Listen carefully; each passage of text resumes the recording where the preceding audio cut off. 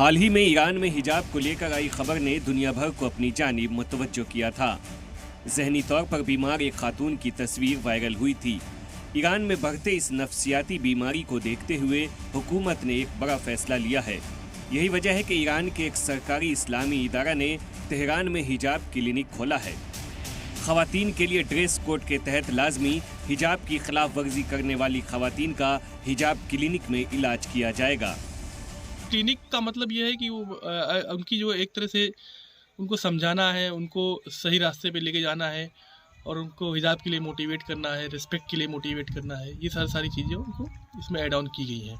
तो कोई दिक्कत नहीं है, अगर क्लिनिक खोले जा रहे हैं तो बहुत अच्छी बात है। हिजाब से ये है कि जो औरतें या महिलाएं होती हैं उनका पूरा शरीर ढका होता है और जो गैर मर्द होते हैं उनकी जो गलत नज़र होती है उससे बचाव होता है और बहुत से फ़ायदे हैं। और ये किसी पे थोपा नहीं जाता है कि जो लोग कहते हैं कि ये हिजाब थोपा नहीं जाता है, ये एक रिस्पेक्ट है।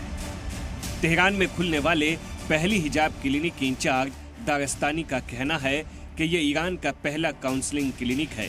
हिजाब पहनने से इनकार करने वाली खवातीन का इलाज होगा।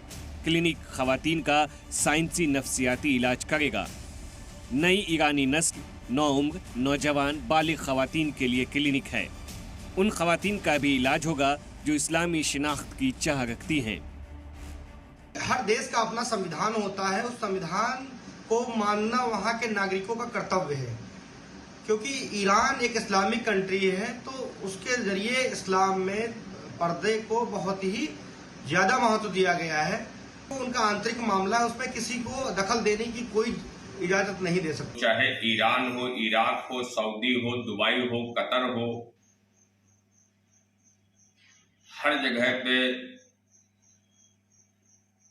महिलाओं को